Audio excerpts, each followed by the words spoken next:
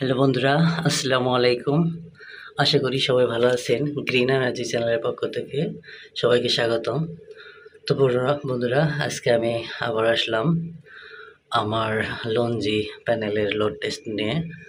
তো বারবার এই প্যানেলটি কেন দেখানো হয়েছে, তো বন্ধুরা আজকে আমি একটু ভিন্নভাবে প্যানেলটাকে লোড টেস্ট করব। ভিন্নভাবে বলতে এর আগে শুধু দেখানো হয়েছে যে এই 355 ওয়াট লঞ্জি প্যানেল থেকে কত অ্যাম্পিয়ার আউটপুট আসে। তো কিন্তু আজকে আমরা আমাদের লোড মিটার দিয়ে টেস্ট করব যে প্যানেল থেকে কত ওয়াট বা কত অ্যাম্পিয়ার আসে 24 ভোল্ট হিসাবে, আর আমাদের এই পাও এমআর চার্জ কন্ট্রোলার কতটুক সেটাকে বুস্ট করে কত অ্যাম্পিয়ারে বুস্ট করতে পারে। তো সেটা দেখব। আর এটা দেখার পর অনেকের আপনার 12 ভোল্ট প্যানেলের জন্য এমপিপিটি চার্জ কন্ট্রোলার ভালো হবে না 24 ভোল্ট প্যানেলের জন্য এমপিপিটি চার্জ কন্ট্রোলার ভালো হবে সেটাও প্রমাণ করতে পারবেন। তো বন্ধুরা আমাদের সাথেই থাকুন, সম্পূর্ণ ভিডিওটি দেখুন।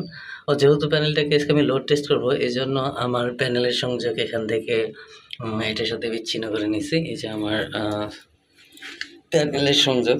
তো এটা 6 RMএর তার। এটা আপনার উপরে জিঙ্ক সম্ভবত জিঙ্কের প্রলেপ করা। এইটা এই ধরনের তার আপনার যেটা তামার, শুধু তামার তার, ওইটা ব্যবহার করার থেকে এটা একটু সুবিধাজনক, কারণ এটা সফলতা নিয়েও বা এটার সুবিধা নিয়েও আমরা একটা ভিডিও নিয়ে আসবো। তো বন্ধুরা আমাদের করার কারণে আমি 4টা আপনার তো আমরা দেখি, আমি 4টা ফ্যান লোড দিছি। তো দেখি আমাদের লোডে কত অ্যাম্পিয়ার নিতেছে। তো এখানে আমাদের 4টা ফ্যান 4.3 অ্যাম্পিয়ার লোড নিতেছে, আপনারা এখানে দেখতেছেন। তো আরও কিছুক্ষণ এটাকে ব্যাটারি ভোল্টকে আরও আমার নিচে নামাইতে হবে। এখন 11.9 আসছে। তো চলতে থাক। এখন 7:40 বাজে। তো বন্ধুরা আমাদের সাথেই থাকুন এবং আমাদের এই লোড টেস্টটা সচক্ষে দেখুন এবং নিজেই প্রমাণ করে নিতে পারবেন যে আপনার লঞ্জি 355 ওয়াট প্যানেলটা কীরকম। সকাল থেকে এখন সকাল 7:40 থেকে এখন 11:37 বা আর 3 মিনিট হলে 40 হবে। তো আপনার প্রায় 4 ঘন্টার সময় আমি 4টা ফ্যান লোড রাখার পর আমার ব্যাটারি ভোল্ট আসছে 11.7। তো আমার এখনও প্যানেল খোলা আছে। তো আমি এখন একটু লোড টেস্ট করব। তো বন্ধুরা আমি 2টি পর্যায়ে লোড টেস্ট করব। এখন লোড টেস্ট করব। আজকে আমরা প্রমাণ করব যে দিনের কোন সময়টা সবচেয়ে বেশি চার্জ ইনপুট হয় বা আমরা বেশি প্যানেল থেকে আউটপুট চার্জ পাই। তো সেইটা প্রমাণের জন্য 2টা সময় ভাগাভাগি করব। একটা হলো এই সময় অর্থাৎ 12টার কাছাকাছি, আরেকটা সময় হলো আপনার 1টা। তো 1টার পর দেখব এবং এই সময়টা দেখব। তো যেহেতু আমাদের ব্যাটারি ভোল্ট মোটামুটি কমে গেছে, এখন আমরা টেস্ট করলে আশা করা যায় যে একটা ভালো আউটপুট পাবো। আর এটা ওয়াট টেস্ট করার জন্য তো এই ওয়াট অ্যানালাইজার মিটারটা ব্যবহার করব। তো এখন আমরা এটা এখানে সংযোগ করে নিব। তো বন্ধুরা এইটা হয়তো অনেকের আছে, হয়তো অনেকে জানেন। তো যারা জানেন না তাদের জন্য আমি বলতেছি যে আপনার এখানে এই ওয়াট অ্যানালাইজার মিটারে 2টা দিক আছে। এখানে যেটা লোড আর এই পাশে যেটা আছে এটা হলো সোর্স, অর্থাৎ যেই পাশ থেকে বিদ্যুৎ বা চার্জ উৎপন্ন হবে সেটা এই পাশে আপনি সংযোগ করবেন। এই পাশে যে এই 2টা তার আছে, আর লোড দিবেন সবসময় এই পাশে। তো যেহেতু আমার এই প্যানেলের সাথে সংযোগ করব, তাই আমি যে সোর্সের সাইডটা এই পাশে রাখবো আর লোডের সাইডটা এই পাশে রাখবো। তো এই পাশে এভাবে আপনারা সংযোগ করে নেবেন, তাহলে আপনাদের ভুল হওয়ার সম্ভাবনা কম থাকবে। তো বন্ধুরা চলুন আমরা তাহলে সংযোগ করে নিই। বন্ধুরা এখন দুপুর 12টা। লোড মিটারে অ্যাম্পায়ার দেখাচ্ছে 8.15 এবং 29 ভোল্ট এবং মোট ওয়াট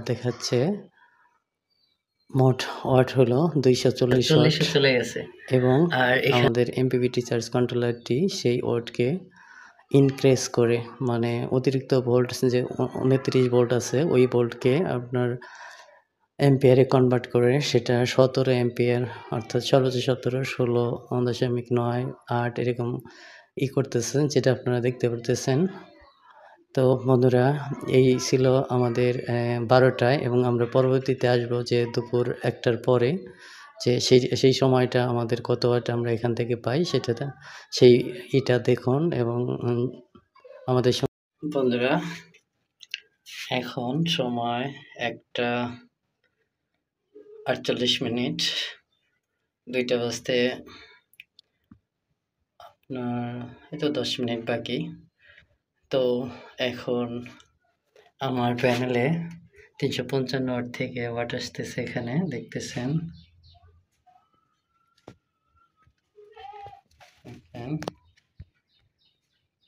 111 ওয়াট,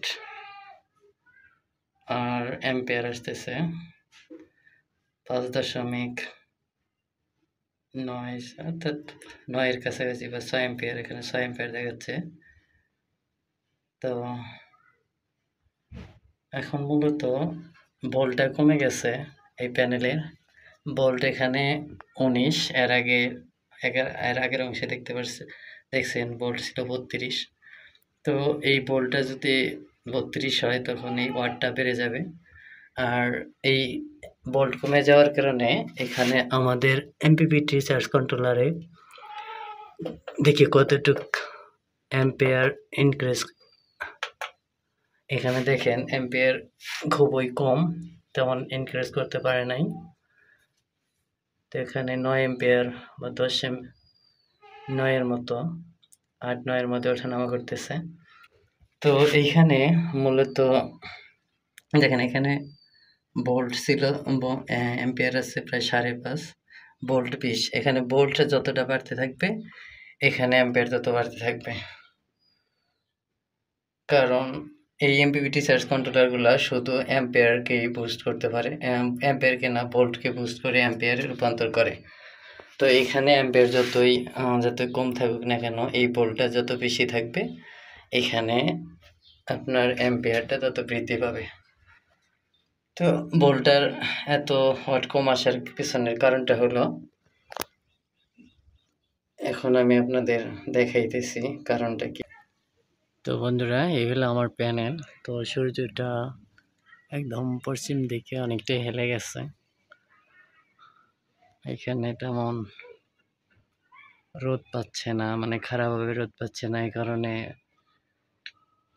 12টার সময় যে ভিডিওটি করা হয়েছে, সেখানে আপনার 243-40 ওয়াটের মতো পাইছি, আর এখন এত কম পাইতেছি।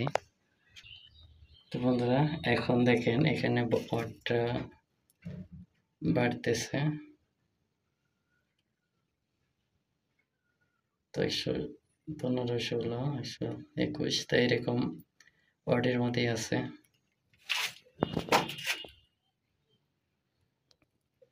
তো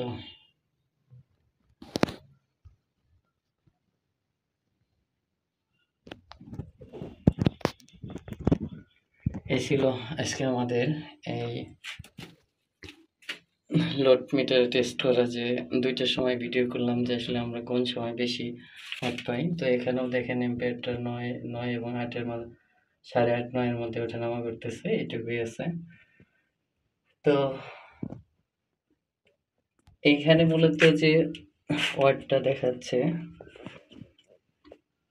112, কিন্তু এটা যখন ইনক্রিজ করে 9 অ্যাম্পিয়ারে চলে যেতেছে, সেটা আপনার 200 ওয়াট প্যানেলের মতো করে ফেলতেছে। 200 ওয়াট প্যানেলেও প্রায় 9 অ্যাম্পিয়ার বা 9.5 অ্যাম্পিয়ার আসে। তো এখানে যদিও 115 ওয়াট দেখাইতেছে, কিন্তু আমরা যে আমাদের এমপিপিটি চার্জ কন্ট্রোলার থেকে যে অ্যাম্পিয়ারটা পাইতেছি, সেটা প্রায় 200 ওয়াটের প্যানেলের সমান। তো এটাই হলো আপনার এমপিপিটি চার্জ কন্ট্রোলারের সুবিধা।